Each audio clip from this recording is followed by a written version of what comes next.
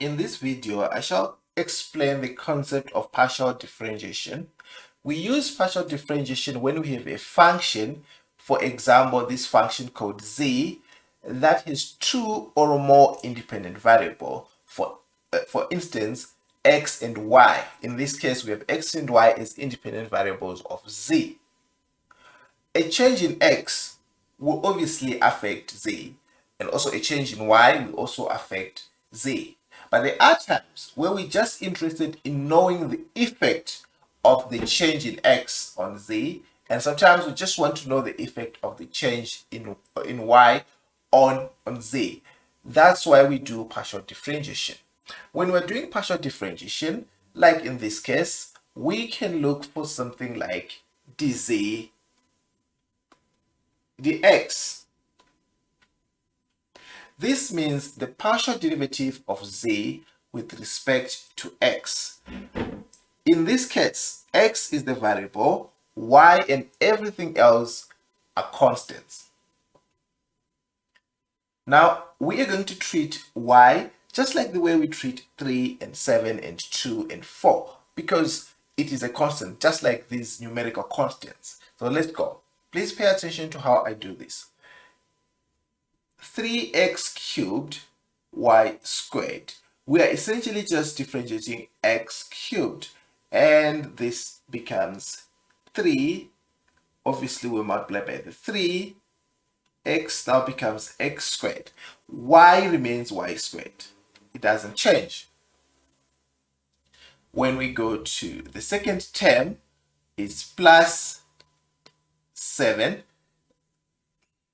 y cubed. X was differentiated, it becomes 1 plus 2y to the power 4 is a constant because it does not involve any x there. So if we differentiate a constant, we get 0. 4x cubed, we can differentiate 4x cubed to become 12. Obviously, it's 4 by 3 by x squared, which is 12x squared. I'm just trying to highlight how I'm doing it step by step. Okay, so our final answer will be 9x squared y squared plus 7y cubed plus 12x squared. This is the partial derivative of z with respect to x. Now, we can do the partial derivative of z with respect to y in the same way, where we treat now x as our constant and y as the variable. Let's do that. I'll rewrite this. I'll rewrite the function z is equals to 3x cubed y squared plus 7x y cubed plus cubed plus 2y to the power 4, 2y to the power 4 plus 4x cubed. This is our original function. We can find dz dy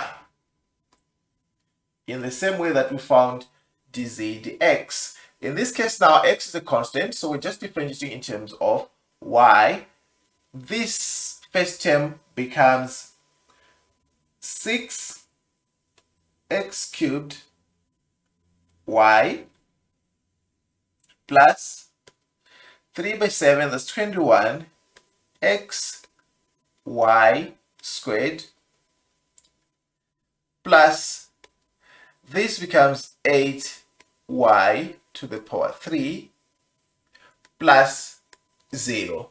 Obviously, the last term does not contain any y. It has a 4 and x cubed. It is a constant because x is a constant and 4 is a constant. So that is a constant. It becomes 0. So I may not just, I don't have to write the 0. I just wrote it for illustrative purposes, but I don't have to write the 0. So our final answer will be 6x cubed y plus 21xy squared plus 8y cubed. That's dz dy, the first derivative with respect to z. We can also find second derivatives. In this case, after finding dz dy, I can find the second derivative, which is written as d squared z over dy squared. Please take note of the notation, how we write this. Take note of the notation. It's still a partial derivative, but it's a second derivative. In other words, we are differentiating this again. We are differentiating this. For you to have the second derivative, obviously you have to find the first derivative. So this is our first derivative. This is our first derivative. We use this, we differentiate this again with respect to y. That's our second derivative. We can even have the third, fourth, whatever number of derivatives that we want. But we're just doing the second derivative here. So let's go again. This becomes 6x cubed. There was a y here, it disappears now because it was y to the power 1, plus 42xy plus 24y squared. This is the second derivative, and that's how you do it. I hope that's clear. You can do the theorem, whether it's dz dx, you can find the second derivative again, which is d squared z dx squared. You can find the second derivative. But there is something here that is very, very important. I'm going to highlight this. The other derivative that we are usually asked about in partial differentiation. I'm going to do this afresh. So let me write the function. It was z equals to 3x squared, 3x cubed, y squared, plus 7x y cubed, plus 2y to the power 4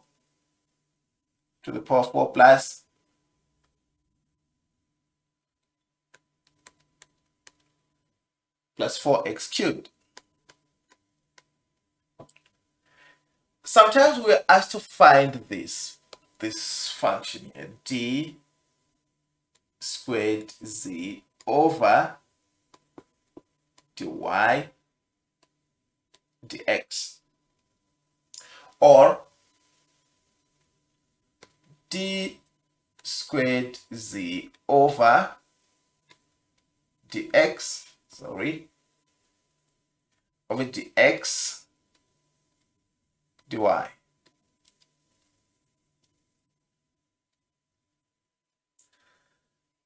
What you need to pay attention here is you have to pay attention to this. In the first instance, you have to find dz dx first. You have to find dz dx first. Then once you have dz dx, you differentiate it in terms of y. In the second case, you have to find dz dy first. Then that function called dz dy, you differentiate it in terms of x. This is the notation. This is what it means. So check how it's written in the denominator.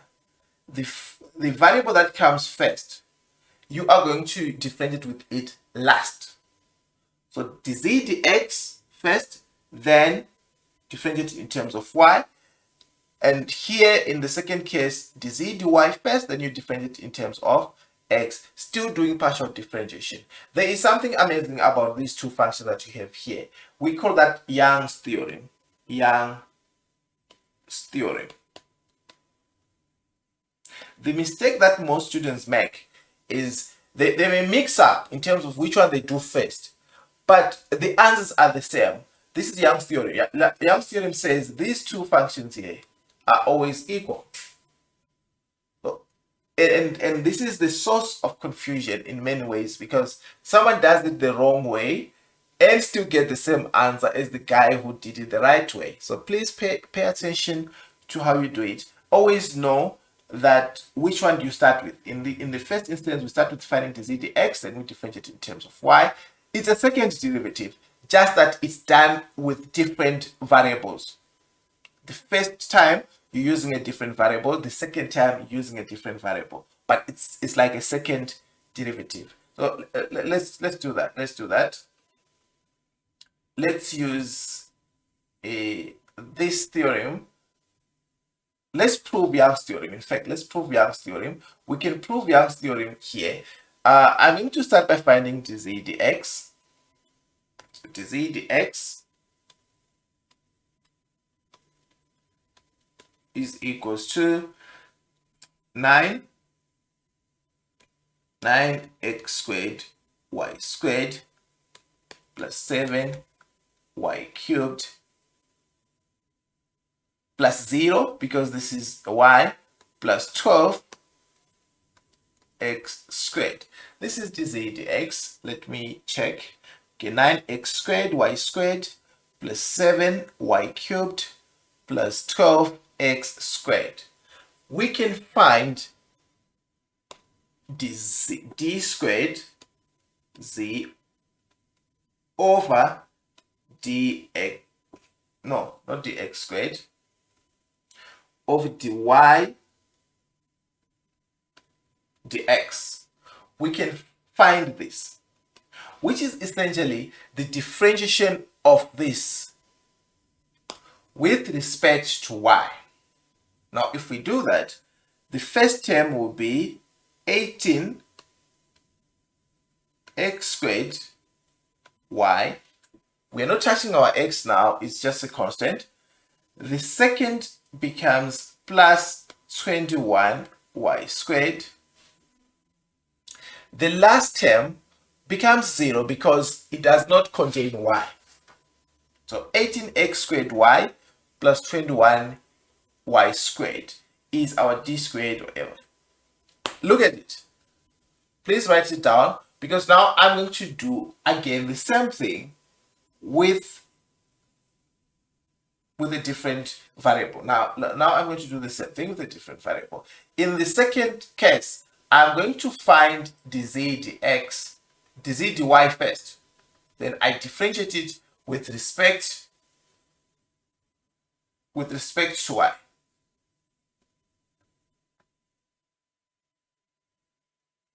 All right. So this is, let me find here dz dy. Then the second time, I'm going to differentiate dz dy with respect to x. This becomes, the first term is 6x cubed y plus 21x y squared plus 8y cubed. The last term becomes 0 because it does not contain y, it's a constant. Then from here, I can look for the second derivative that I will do now in terms of x. So this we call d squared z over dx dy. Okay. Now we're differentiating this function with respect to x. If we do that, the first term becomes 18x squared y. The following term becomes plus 21y squared. The last term becomes 0 because it does not contain an x. So this is our second derivative. If we check, my answer here is the same as the answer for the previous one that I did, which actually proves Young's theorem. Young's theorem has been proven. Please guys, check how you do this. Check the notation, understand what it means, especially this part here, the last part that I was doing. When we are finding this, we start by finding dz dy first. then we differentiate in terms of x. That's the approach. If it's the other way around, you find the z, the x first, then you differentiate in terms of y. Your answers in both cases should be the same according to Young's theorem. If you have any question or you have found some kind of problems that are like similar to this, but they were confusing you, please let me know in the comments below. I'll look into that and do a video explaining the same concept. But note that this, I'm using z here, it can be another function q with respect to several variables that it can have, because these are actually practical situations that we find in economics, in engineering, or in science, where we have one dependent variable with several independent variables affecting it. And at different times, we may want to know the effect of one of the variables on the dependent variable. That's how we use, or that's why we do partial differentiation. It is to find the effect of one variable on the dependent variable. Everything else will be held constant. In science, that's what we do when we're doing experiments, when we're trying to find, oh, how does this variable or influence another variable? We hold the others constant, or we don't change the others. We just change one variable and we observe its effect. That's the essence of partial differentiation. Otherwise, thank you.